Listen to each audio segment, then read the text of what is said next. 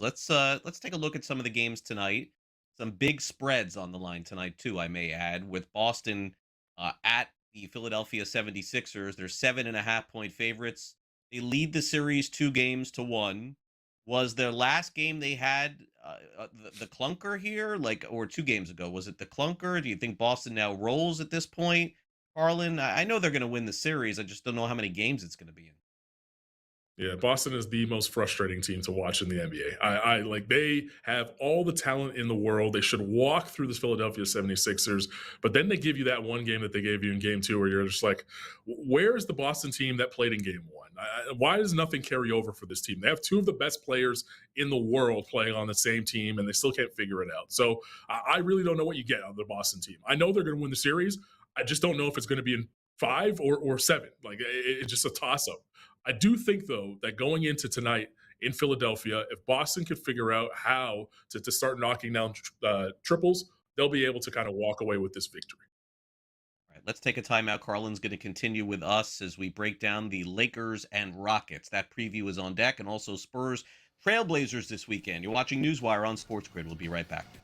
All right, welcome back to NewsWire here on SportsGrid. The intrigue continues in the NBA playoffs tonight, where the Houston Rockets absolutely facing a must-win tonight. My gosh, they are almost 10-point favorites against the Los Angeles Lakers, but my trust in the Rockets, Carlin, is very, very shaky at this point. I guess the line does tell the story as a sports better, right? Like, you got to be careful here because the world, it feels like, is going to take the Lakers. But is that the right side here? Or does Houston just get this corrected tonight? I think, this is a classic. You get back home, you feel a little bit better yourself, you start shooting a little bit better, and you get back in the series if you're the Houston Rockets. They shot 40% in game two from the floor. They shot 24% from 3-point range. Like, I don't care who you are, who's on your team, that's just not going to get it done, in the playoffs. And, they did have good games out of Durant, and considering he came back from, dealing with an injury. Smith played well, 18 points in that game. Şengün had some moments as well where, he was a double-double. And they got some good minutes out of Tari Eason coming off the bench as well in that smaller kind of reduced lineup that we know that Ime Udoka likes to go to in the postseason. So I do think offensively they'll figure it out and they'll be able to shoot better. And that alone should give them the opportunity to win this basketball game.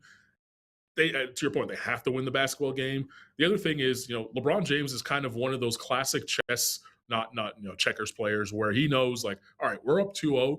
I don't have to empty the gas tank here if it's not happening for us tonight. So, if you are looking at a prop bet, I would look at whatever LeBron James's points prop and look at that seriously and say, hey, if you expect the Rockets to come out and shoot the lights out in the first half, I expect LeBron to kind of put it down in second gear and kind of give him the game.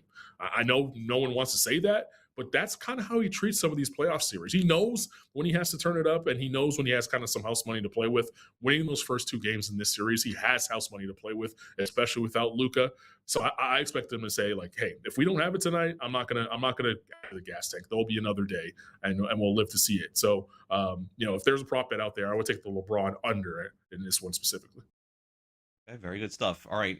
Now, it would appear that Victor Wembanyama is not playing for the San Antonio Spurs because the point spread is indicating that they're very light favorites against Portland, and it doesn't even really feel like there's a hedge if he does play because then the line would be Spurs -3 or 4. It's -2.5, Carlin. So that kind of tells the story here. And then I guess I need to lean on you for here. Without Wemby, do the Spurs have the opportunity to, let's just say, win one game in Portland? Because I would imagine that crowd is going to be jacked up, man. They haven't been in this spot in a long time.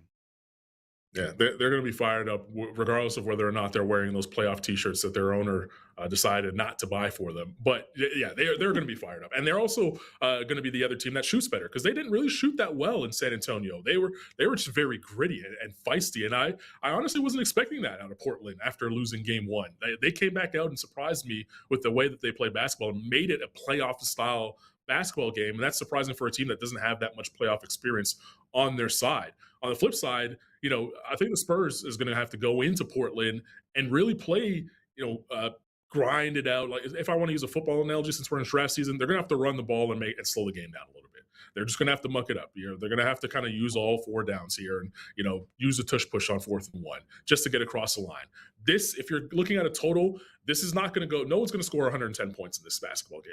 It's going to be low possessions. It's going to be grinded out basketball. And I think the San Antonio Spurs are going to have enough to get over the line because they are used to playing without Victor Wembanyama. They've had to do that in the regular season. It's not foreign to them, and they know how to play without him. So this is having Victor not being in the game is going to give the ability for them to kind of just play loose and free and go out there and play their style of basketball. And I think they're just going to slow it down and really grind this one out on the road.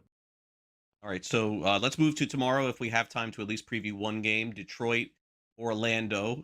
Detroit's light favorites against the Magic, who to me, I'll flip my coin on this game because I literally have no idea which Magic team is going to show up. I assume Detroit will win, and I assume that they'll just put Orlando out of business for the season over the next 2 games. But what do I know? I mean, Orlando just surprises people.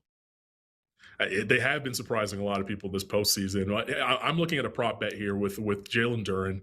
I think he gets a double-double here. This is a game where he kind of shows up and reminds people, by the way, Cade Cunningham is nice, but I was also an all-star.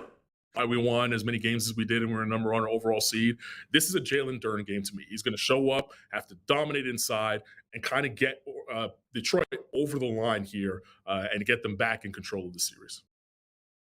As always, Carlin, appreciate the contribution. Enjoy the games this weekend. Hopefully we'll catch up next week. Thanks again. Likewise. Have a good one.